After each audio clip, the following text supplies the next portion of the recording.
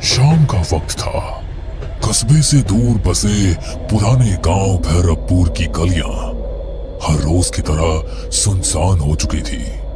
आसमान में हल्के बादल थे और ठंडी हवा के झोंके पुरानी हवेली की टूटी खिड़कियों से सनसनाहट पैदा कर रहे थे। गांव के लोग इस हवेली के पास से भी नहीं गुजरते थे। कहते हैं यहाँ अजीब अजीब आहटें सुनाई देती है, जैसे कोई अनदेखा इंसान आस पास घूम रहा हो। रीना अपने दोस्तों के साथ गांव घूमने आई थी।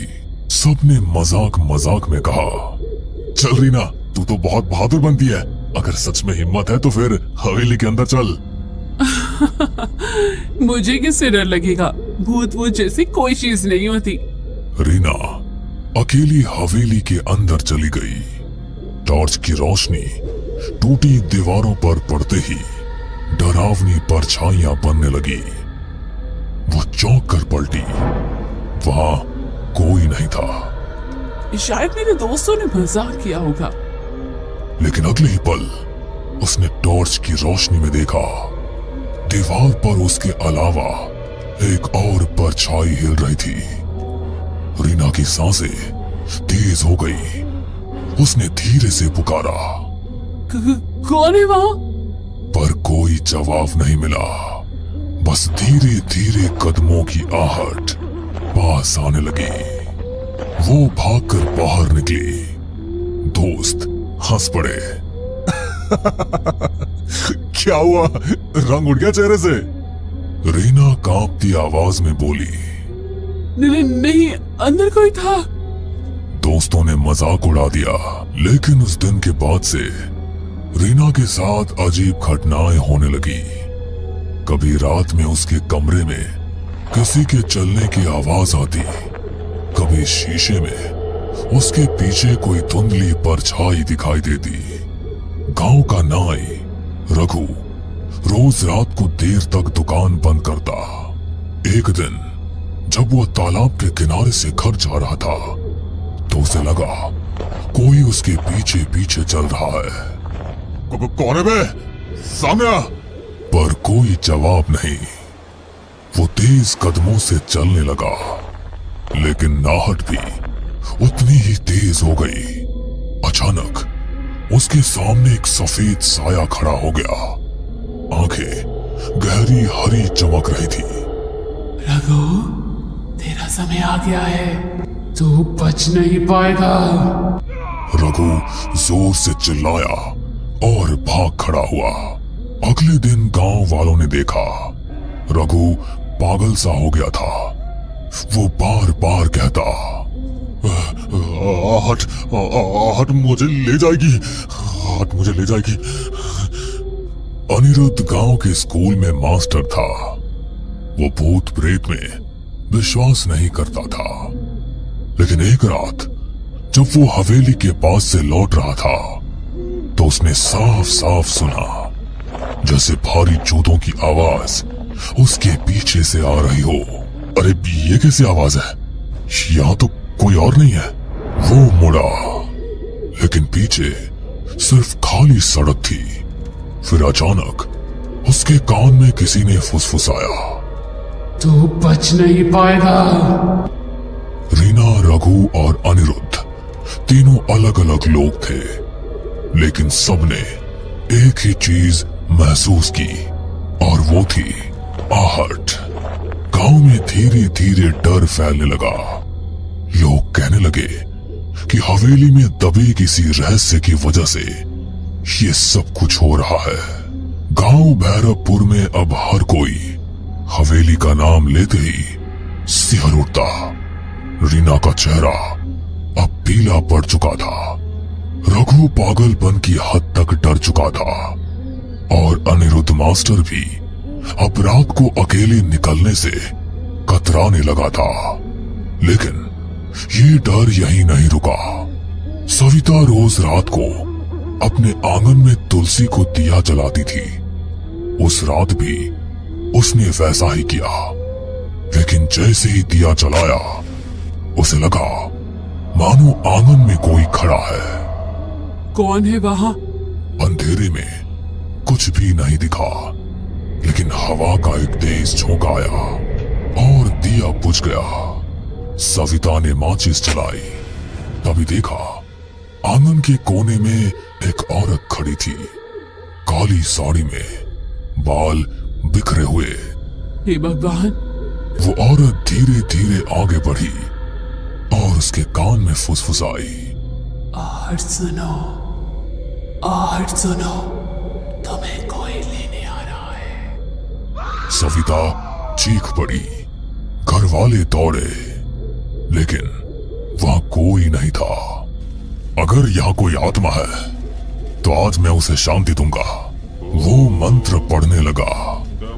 तभी हवेली की सीढ़ियों पर धीमे धीमे कदमों की आवाज आई। कौन है वहां?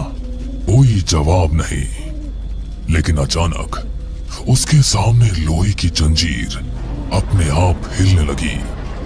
मोहन घबरा गया, लेकिन हिम्मत करके मंत्र पढ़ता रहा। तभी दीवार पर खून से लिखा उभर आया, आहट से बचना नामुमकिन है। मोहन के हाथ से माला गिर गई। वो भागते भागते गांव लौटा। ये जगह अशुभ है, वहां कोई अनदेखी शक्ति है। अमर गांव और कस्बे के बीच बस चलाता था। एक रात उसकी बस में कोई भी यात्री नहीं था।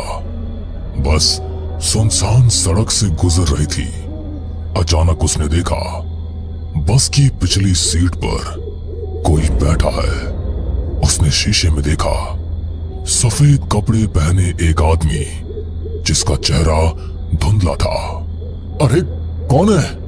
टिकट तो लो। कोई जवाब नहीं। अमर बस रोककर पीछे गया। सीट खाली थी। वो लौटकर ड्राइवर सीट पर बैठा। तभी उसके कान में आवाज आई, बस चलते रहो, आखिरी मंजिल तो मेरे पास है।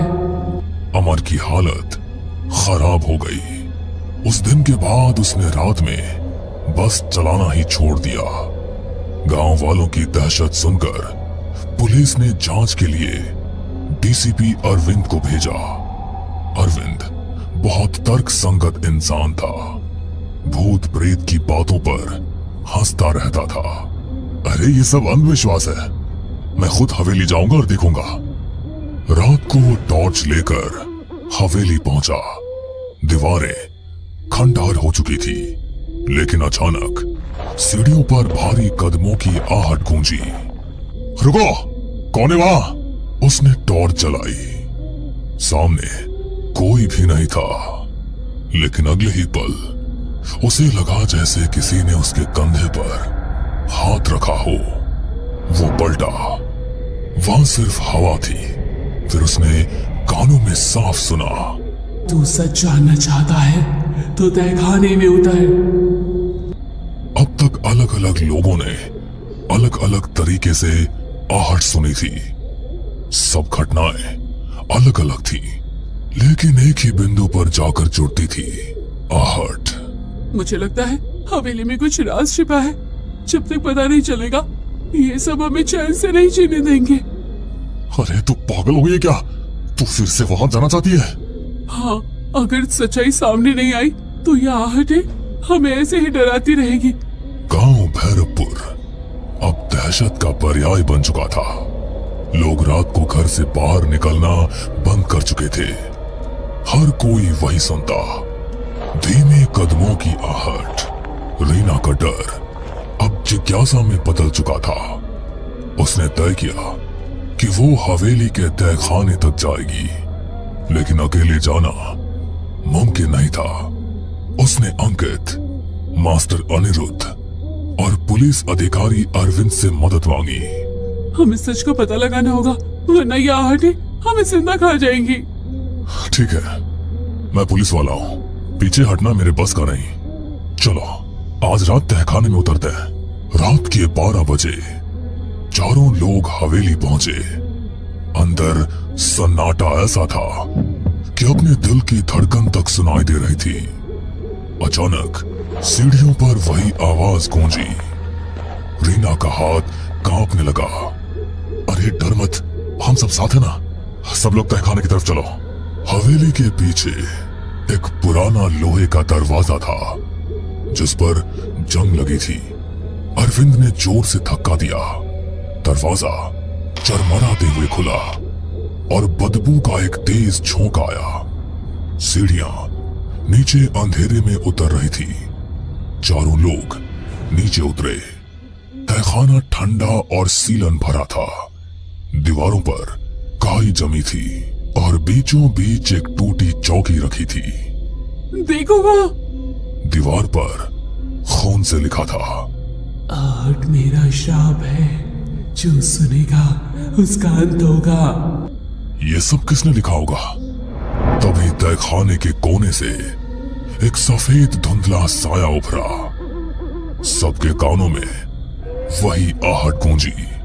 मैं इस हवेली की मालकिन ललिता हूँ। 100 साल पहले मेरे पति ने लालच में मुझे यहीं जिंदा दफना दिया था। मेरी चीखें, मेरे कदमों की आहट सब यही गूंजती रही। रीना की आंखें फटी की फटी रह गई। तो ये सारी घटनाएं वही आहट? अचानक तहखाने की दीवारें हिलने लगी। छत से मिट्टी गिरने लगी। ये क्या हो रहा है? मेरा श्राप अनंत है। जो सच जानता है वो भी आहट से बच नहीं सकता। रीना, अंकित, अनिरुद्ध और अरविंद चारों बाहर भागने लगे, लेकिन हर तरफ से आहट की आवाज आने लगी। कभी पास, कभी दूर, कभी ऊपर, कभी नीचे। सभी हवेली से बाहर आने लगे। तभी अरविंद ने सबसे कहा, अगर हम इस हवेली को ही जला दें तो शायद ललिता का दफन शरीर भी जलकर मुक्ति पा लेगा और आहट का ये पूरा किस्सा ही खत्म हो जाएगा। उसके बाद सबने मिलकर पूरी हवेली में आग लगा दी और सभी हवेली से बाहर निकल आए। हमने सुना भी था कि हवेली की मालकिन अचानक गायब हो गई थी। असल में उसे मार दिया गया था। फिर अगले दिन लोगों ने हवेली में सामूहिक पूजा करवाई। उस दिन पहली बार कई सालों बाद गांव में रात शांति से बीती। लेकिन कुछ दिनों बाद रीना अपने कमरे में पढ़ाई कर रही थी। खिड़की से ठंडी हवा आई। अचानक उसे लगा जैसे कमरे के कोने से धीरे धीरे कदमों की आहट आ रही है। उसने कांपते हुए कहा, कौन है? कोई जवाब नहीं मिला, बस वही आवाज। रीना की आंखों में डर फिर से उतर आया। भैरवपुर गांव में हवेली का रहस्य तो खुल गया, लेकिन आहट अब भी जिंदा है। कहते हैं जो एक बार ये आवाज सुन लेता है उसकी जिंदगी कभी पहले जैसी नहीं रहती। आहट सिर्फ एक आवाज नहीं बल्कि एक अंधे का साया है जो हर जगह आपके पीछे पीछे चलता है। बस कभी वो आहट सुनाई देती है और कभी नहीं सुनाई देती, पर डर की दस्तक लेकर आहट सभी के आसपास चलती रहती है। हमें पूरा यकीन है दोस्तों कि आप लोगों को ये कहानी जरूर पसंद आई होगी। अगर आपके साथ भी कुछ ऐसे अनकहे किस्से हो चुके हैं तो प्लीज हमारे साथ शेयर करें। हम जरूर अपने चैनल पर उनको दिखाएंगे। हमारी ईमेल आईडी नीचे डिस्क्रिप्शन बॉक्स में दी गई है, तो प्लीज हमारे वीडियो और चैनल को शेयर एंड सब्सक्राइब करें और बने रहे हमारे साथ ऐसे ही अनकहे किस्से और कहानियां सुनने के लिए।